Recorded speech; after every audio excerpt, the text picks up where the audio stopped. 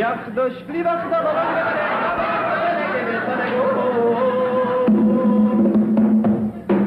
Comedy is comedy because it involves suffering, and the cringe comedy is based solely on this, profiting from discomfort, guilty pleasure, and all the elements that contribute to suffering. It's a type of humor that attacks, but most importantly, it sells itself as real, even though it isn't. But why? Despite being such an aggressive form of humor that messes with the audience, we enjoy it so much. Before we delve into why we love cringe comedy so much, we need to talk about a book. A book that, if you've dipped even slightly into this world, you've probably heard of, called Comedy Toolbox by John Voorhouse. He imparts a very important rule about comedy. Comedy is truth. This means that when someone is telling us a story and we know it's real, it will be much funnier. But if they tell us the story isn't true, then it probably won't be funny to us. This is the technique used by stand-up comedians. They aim to make you believe that what they're telling is true. Yes, indeed, comedians lie. I'm sorry to shatter your illusions, but that super anecdote they told you is very likely a story they made up. Cringe comedy, as mentioned at the beginning of the video, is a type of humor that largely feeds off discomfort, more precisely, second-hand embarrassment. This means the comedian chooses to use relatable situations that make the audience feel embarrassed, and in doing so generates an odd laughter due to the effect of, look, that's happened to me. Ricky Gervais, the creator of The Office, offers a true masterclass on how to use cringe comedy and come out on top. But also, many other comedians like Larry David take advantage of this style of humor. And if we delve deeper, based on these two creators, yes, we can see that it's a humor that strives to make people feel bad. Humor comes not from the audience, but from the characters who are going through genuine hell while we're dying of laughter watching them suffer. For example, in the Office US show, and spoiler alert, when they do the fire drill, I refuse to believe that I was the only person who have laughed at all the stupid things that happened while they tried to escape in the worst possible ways. That's the clearest example of cringe comedy. All of this happens under the hidden camera effect, where the characters don't know they're in that situation. They're just going through a tough time that makes us laugh so much, and that's what generates so much cringe, because they don't know they're going through all of this just to entertain us. That's why The Office is the perfect example. But it's also the case when it's the comedian who's telling the story, as they play the role of the camera, narrating the suffering of others without them realizing they're suffering, all to get some laughs out of us. I think this works best when you imagine it as a performance, a movie, or a short film in which the actors have no idea they're characters and are playing a role. This is where the joke lies, where the comedy is found. It's because the reactions these characters have are real. It's the most genuine reaction we'll find, and that's precisely what makes us laugh the most. And that's the reason why the funniest accident videos are great examples of cringe comedy, and they are made with hidden cameras. And this effect is what every comedian seeks to achieve, that the audience, precisely through their words, feels that it's real. But if we're going to talk about cringe comedy, we have to talk about the legend of cringe. Boys and girls, this is a man that I love very much. The word genius comes to mind, but I will let you decide for yourselves. Andy Kaufman. Chapter 3. Andy Kaufman. Andy Kaufman, for those who haven't seen Jim Carrey's movie called Man on the Moon, was an American comedian, one of the greats of American comedy, and it's likely that more than a few, at the very least, have heard of him. So, what did Andy Kaufman do? Actually, the real question is, what didn't he do? But among the many actions he took, among the many shows he performed, there's one in particular that happened after he rose to fame for his role in the sitcom Taxi. He went to perform a show in a theater, and people came to see the performance of this actor. With the hype building up, no one, and I mean no one, not even you watching this video, would expect what happened, because he spent the entire show not acting as his famous character, but instead just reading The Great Gatsby book. In my younger and more vulnerable years, my father gave me some advice that I've been turning over in my mind ever since. This scene can be seen in the movie as well, and of course we, as viewers watching, are exactly like the single guy laughing in the audience. Just because we are watching that scene from the comfort of our homes, seeing how all those people wasted their money, went to see a show, and it turns out it wasn't even funny. They sat there the whole time listening to a man read a book. And it's funny not just because something bad was happening to them, it's funny because we're enjoying it from a position where we're comfortable and we know that such a situation will never happen to us. And we laugh heartily because of that subconscious sense of superiority that we carry. This is one of the many reasons why it makes us laugh so much. By the way, Andy Kaufman had a lot of trouble with that performance. People were outraged, undoubtedly becoming part of comedy history because the results would come later. Gradually, the rumor spread, and the people who attended felt ashamed. This show was not for them. Instead, they were the show itself that would elevate Andy's comedy later. Just like once, On a TV show where he came out to present his 5 minutes of stand-up comedy, he came up with borderline cringe. He went on stage and said that he didn't have money to buy food and that he was going through a severe financial crisis, so it would be great if the audience could give him some money. He grabbed his hat with the intention of walking past all the stunned people before the security guy intervened him and took it away. Everyone's reaction was like, "What the hell is happening?" It's hard to say where his humor escalated, and when he marked his importance in the history of cringe comedy, because Andy achieved the impossible, making his shows transcend the screen. He knew that it wasn't the present audience that should be laughing, and if you want humor to work, you have to make it last for years. So his best plan was to use cringe comedy because people never forget second-hand embarrassment. I would say that here arises a problem with this style of humor. It's not exactly that we like it. If you see the same style of humor too many times, you can get bored. That's why what keeps us hooked on this style of comedy is how, over the years, this level of escalation becomes more unpredictable.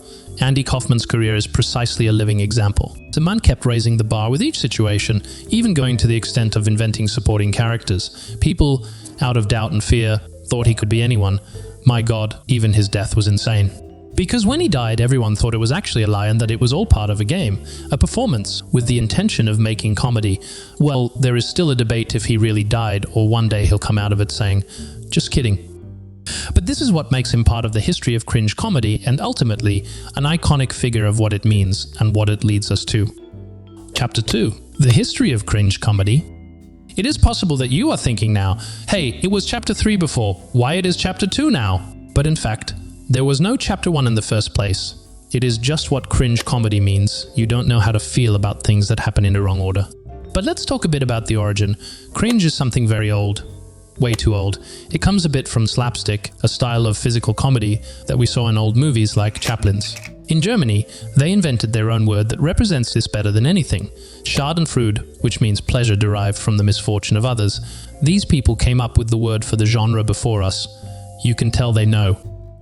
Now, a big difference between when we laugh at a comedic actor, be it Chaplin, Jim Carrey, even Mr. Bean, is that they represent that more generalized type of humor, while the cringe comedy is much more personal and aims to connect more directly with the audience because it works more in real action, as explained earlier. But also, there is another reason why it is so effective and works so well.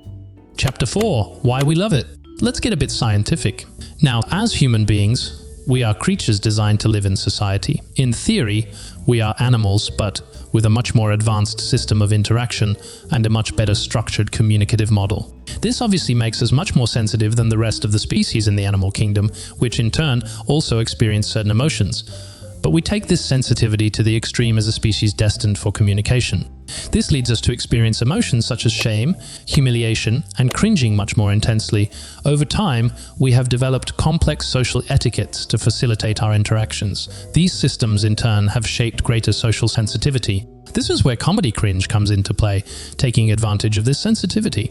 It attracts us because it allows us to simulate unusual social situations and observe their consequences without having to experience them in real life. In this way, comedy provides us with a kind of defense mechanism. By immersing ourselves in the simulation of the worst social scenarios, it prepares us to deal with embarrassing situations in our own lives, equips us with skills to avoid them, and offers strategies to overcome them. Ricky Gervais suggests that we all desire to be loved, respected, and considered interesting. So when we see the opposite of this human need for admiration, when we are not the ones humiliated, it causes us discomfort, or, in other words, cringe. And laugh a lot, to be honest. So, what explains the differences in the intensity of that empathetic shame we feel? One argument suggests that we feel shame for people with whom we share a social closeness. That is, comedy cringe likely starts from empathy for those people who may have something to do with us. This is when we experience the cringe. When someone sings loudly in public, tells inappropriate jokes, or boasts about their sexual exploits. As we all know people who act in that way, it feels familiar to us. Psychologist and writer Oliver Berkman coined the term easily empathetic embarrassed people. Berkman refers to a 2011 study and suggests that those who do not belong to this group simply are not connected in the same way. According to him, there is a significant correlation between what researchers labeled vicarious embarrassment and a generally high capacity to engage in the emotional lives of others. In summary, those who experience a higher degree of cringing are also more empathetic in their nature. However, it's important to distinguish between feeling cringe and finding it funny. One possible explanation for why some people find awkward comedy amusing is what is known as the benign violation theory. According to this theory, we laugh at violations of moral and social norms that are harmless or when no one would get hurt, and that are safe. Of course, as I mentioned a couple of minutes ago, for awkward humor to work, there must be a certain connection to our everyday life. It must touch on some aspect of our social proximity. But most importantly, there must be a certain distance between the person and the one being humiliated. That's why the underlying idea is that when we laugh at awkward situations, we are acknowledging that we are on the right side of various social norms or taboos.